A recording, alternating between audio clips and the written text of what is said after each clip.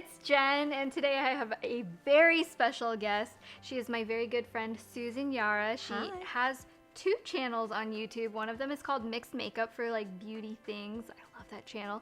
And then they also have another channel called the Fam channel, which is all like mom stuff. And I wanted to bring her on because we've had so many discussions about the fact that you grew up half Korean. Half Korean. So I'm actually full Korean, but I was born in the United States.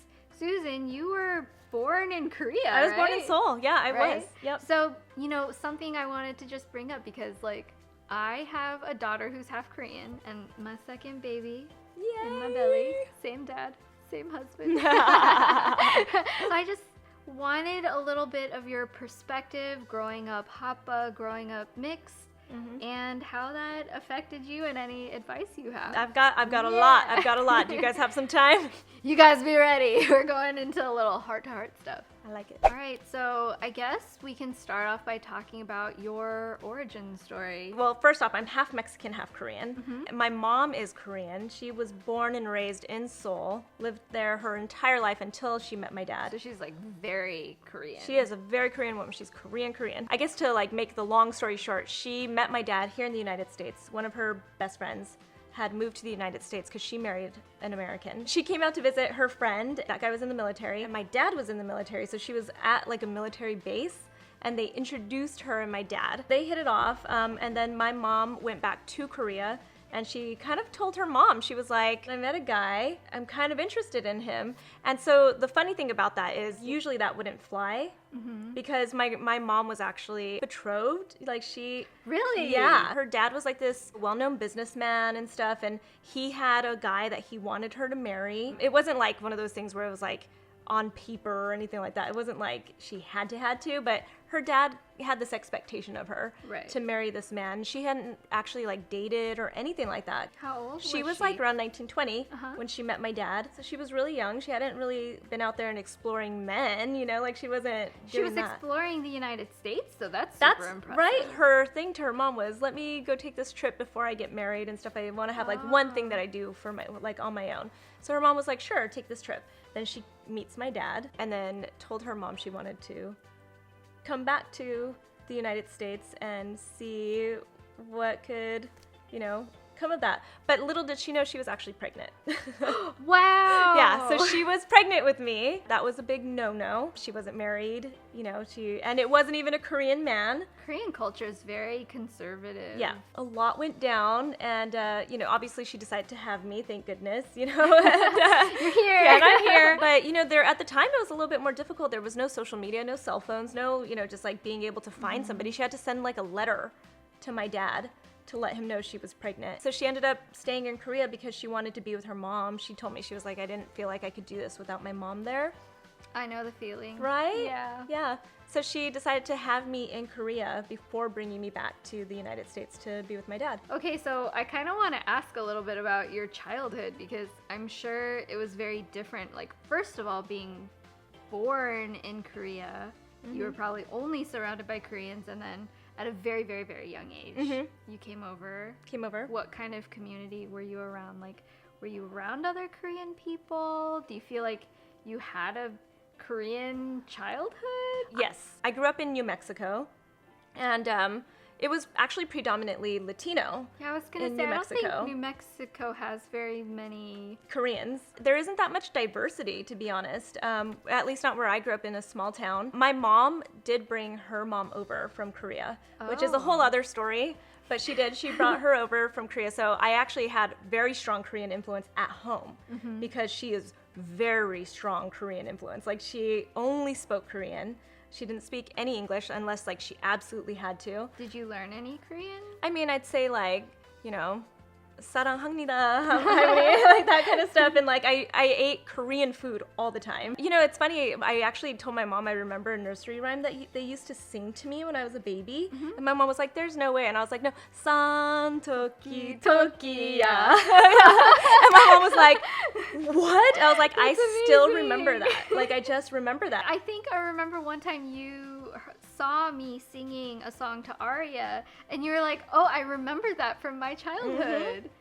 Yeah, I mean, I grew up with probably more Korean nursery rhymes than American ones. Yep. So and it's I did very too. vivid for me, and I definitely do that for my kids as well. And I think that's a really good thing for you to do too. And we'll get into that kind of stuff too as Mason joins us. Mason's like, I want part of this. They're laughing and having a really good time. This is Mason, everybody. Mason Pearson, just like the brush. You know, I had at home a very strong Korean influence. She was the person who took care of me. She would like throw me on her back a lot. Oh yeah, hapa. Koreans are big on baby care. Yeah, the baby wearing stuff. Yeah, so she would wrap me. It's like a big blanket with straps. Yes, yeah, she would do that to me all the time. She did that with my little sisters too. Your grandma, right? My grandma. Okay. At home, like growing up as a child, I felt very Korean because I was around her. There weren't a lot of other Korean kids around and stuff, and my mom would try to like take me to like hang out with other Koreans because there's not that many. All know each other. Have like a community. Yeah, they had a little community and stuff, but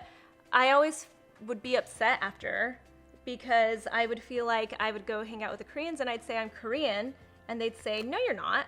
You're not Korean. Aww. And so all the little kids like, you know, and kids don't know what they're saying, right? They weren't trying to be mean to me, I don't think, but it would always make me feel very like alienated. Like how old were you then? I remember things like that when I was like even 5. Just being like, I'm Korean. And That's they'd be like, little. you're not Yeah. Korean. And I also didn't really speak Korean. And so I think that was like a thing with these kids because they all actually spoke Korean, which was, if you think about it, that's really impressive that they all spoke Korean. It's really big among Koreans. They feel a sense of pride about language. And, you know, I always felt very criticized growing up because at times my Korean would be less perfect, or if I developed an American accent, then people would bring it up, and you start to feel very self-conscious about it. So even as a Korean, you feel very judged by it sometimes. Yeah, for sure. Yeah. Even my grandma would be like slightly embarrassed that I didn't speak Korean because they'd be like, they'd start speaking to me in Korean. They'd be like, oh, 이쁘다. And I'd be like, oh, thank you. You know, like I didn't really know how else to like communicate. Also, food was a big thing. I grew up on Korean food, and it was funny. I always think about things that my grandma would do. She would try to incorporate like American food into Korean food for me, you know, to like try to make this like a mixture. like a mixture. So like she would try to make me French toast for breakfast, but she didn't realize that they were putting like syrup on it. So she'd give me honey, which still tasted really good. Hey, that sounds amazing. Yeah, but then she would serve like pickled items with my French toast. You know, like that stuff was kind of funny. Well, you just have kimchi with every meal. Yeah, exactly. You know, now that I think about it, I guess Koreans a lot of times for breakfast, it's very savory. It's not like something sweet like Americans do. You know, when I would visit Korea, we would just have like rice and soup. Like it was like another regular meal. Food is so important to Koreans, and I just feel so much for your grandmother that her thought process is like really trying to gratify her granddaughter's desires for a certain kind of food. Yeah, It's especially very with sweet. food. Like she was always cooking. You said also when we were talking before a few times when you were like a teenager where it became a little bit more of like a conflict in your life. Yeah, I was kind of like a rebellious teen. And I think that kind of stemmed from being mixed and being like not really sure where I belonged and stuff. What was your diversity situation? Was it the same as when you were little? And this is actually something that I would like keep in mind for Aria and for the baby boy to be.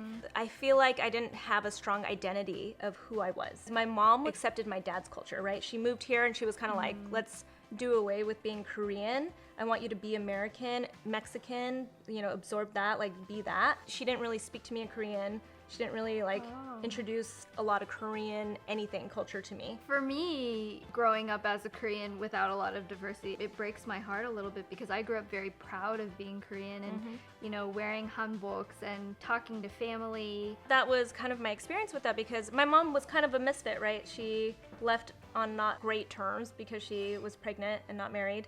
And she decided to leave. I think a part of her was a little disappointed that that's how she got treated. Like her dad wasn't very happy with her, and why embrace my culture then if that's how my culture treated me? And I think that was her. She was so young already. She was so young, and yeah.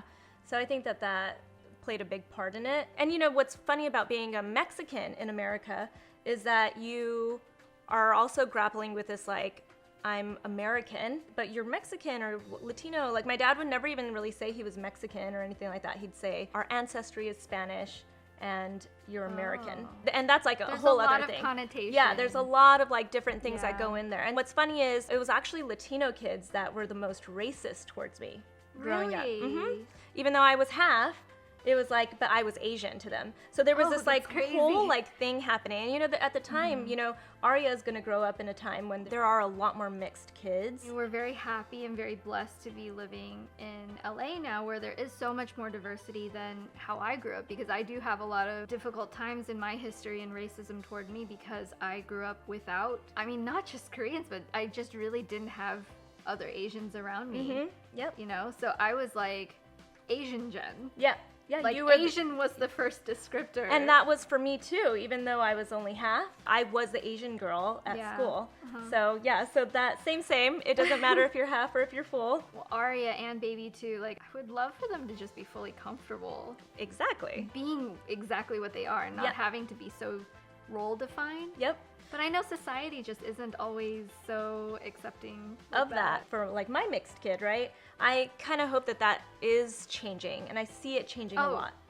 What is Nikash? Yeah, so my I hate baby, to say it like that. That's so like not PC. But no, that's okay. I grew up all the time with people being like, "What are you? Where are you from?" Oh, I'm from New Mexico. And they'd be like, "No. Where were you born? Yeah, where are you from?"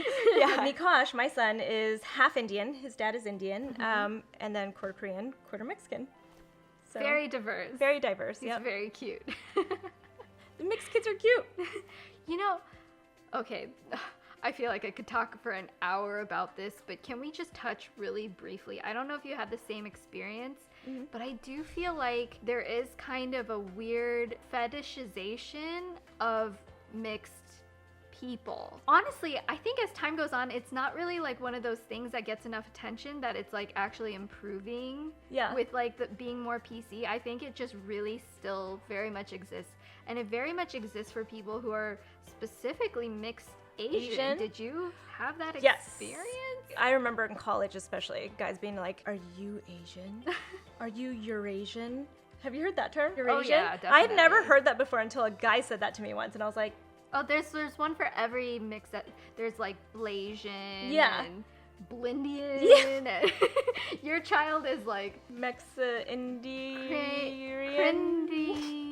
We can't even come up. Crinexian? Yes. That's like the official term. You did it. It's kind of bizarre when it comes to like talking about children. I know. You know, it's almost like sexualizing kids. They that say are mixed. Like, oh, you're gonna have to be really careful about her when she's a teenager. I know. You know what? People would tell me when I was pregnant, they'd be like, "Oh, you're gonna have just such a good-looking kid. Like he's gonna be so hot," and like that weird stuff. I've had that comment since I started dating Ben, and we started dating at 16. Oh, weird. Isn't that? It would be strangers off the street coming up to me and saying, you know, you guys would have beautiful children. Yeah, that's so bizarre. I'd always be like, "Don't jinx this."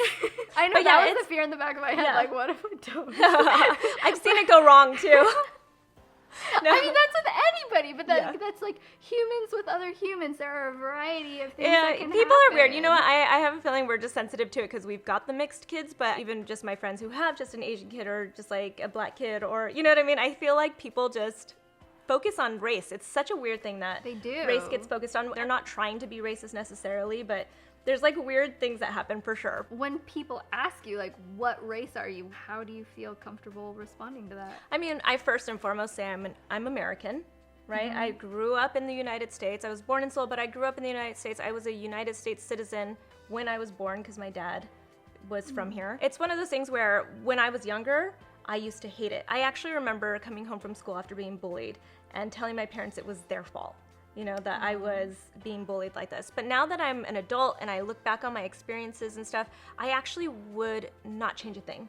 I am so glad that I'm mixed. I get to take, you know, from different cultures among being American also, you know, like I get to say that I'm Korean and there are these like fantastic parts about being Korean. There's fantastic parts about being Mexican, and being a person who grew up mixed with those two races in America. It also made me a stronger person. I feel like because I had to really accept who I was and defend myself, I just feel like I got really strong. I mean, I feel that way about myself too. Yeah. You know, I don't think just being mixed you experience. I think everybody experiences it. You know, there's a girl on my team named Anna. She's a redhead. She grew up in Hawaii. She got picked on for that, you know? Like, kids can be really hard. For Aria and for baby boy is make sure that they feel very strong in their identity. So as a parent and as someone who is like half Korean, what advice would you give me in like raising my children to have that strong identity? First off, I would prepare them for the fact that people are going to sometimes be like, not understand that you're mixed. It's sometimes surprising when someone that's, you know, your own race gives you a hard time about something or just doesn't understand. That's what makes it really hard. So I think that preparation mentally, having like a good spread of experiences within all of those cultures, right?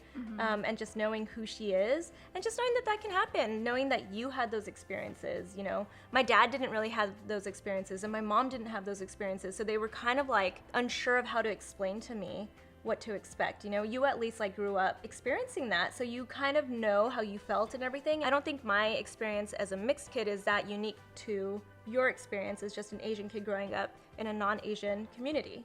You know, I think it's still sort of the same thing. I think at the end and marrying somebody else who's not Korean. Yeah. Right? well, yourself as well. I'm sure that had its own hurdles. Oh my gosh, that would be a whole other topic. Yeah. Marrying somebody who's Indian. Yeah. Yeah. And that was more on his side. Yeah, like totally. His parents are great, but you know, there's always like something that's like interesting about when you're mixing all these cultures. So, but I think just strong identity and preparation for what's going to happen and sharing your own experiences with Aria is going to be a big deal. So as somebody who is hapa and you have so many people watching right now that might relate to you or people who are having hapa children, what would you say to them? I would say embrace it. There are more of us than you think.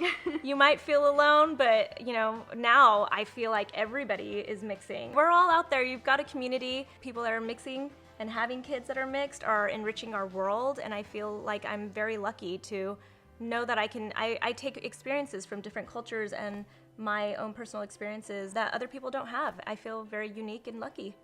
At the end of the day, I mean, we're all just human, you know? Everybody can pass on different features here and there, but it's not really any different from one person to another. Nope, not at all. Not at all. Well, thank you so much, Susan. Thank you for sharing your whole story. I've just found it super fascinating, and I'm really excited that we can kind of have this kind of conversation. You know, it's not easy talking about difficult things that you've gone through in the past, especially over things you can't control. I'm glad you got me talking about it because I feel like you lock it up, those memories and stuff, and you just kind of throw it away and you don't really talk about it anymore. I'm also excited to embrace you into more Korean culture. I know. I am so excited. And you guys, I'm going to Korea for the first time since I was born. I'm so excited in May, for so I'm you. really excited about that. I have so many recommendations. I can't wait. I can't wait. Oh, if you guys have recommendations of what Susan should do to sort of enrich her experience in her visit to Korea, or like what things she should eat and check out, let me know that down in the comments. Yes. If you enjoyed this video, please give us a thumbs up. And if you want to just add your story, if you happen to be mixed or know someone who's mixed or have mixed kids, I would love to learn from your wisdom because you know, this is going to be a new adventure for us as well. This is another thing to enrich your experience of Koreanness. I did an entire Korean style makeup look on Susan, which is going to be over on her channel. So I will leave a link down below, and you guys should go and check out and subscribe to their channel as well. It's amazing. You guys are going to love it. I loved it. And thank you guys so much for watching. I love you, and I will see you guys in the next video. Bye.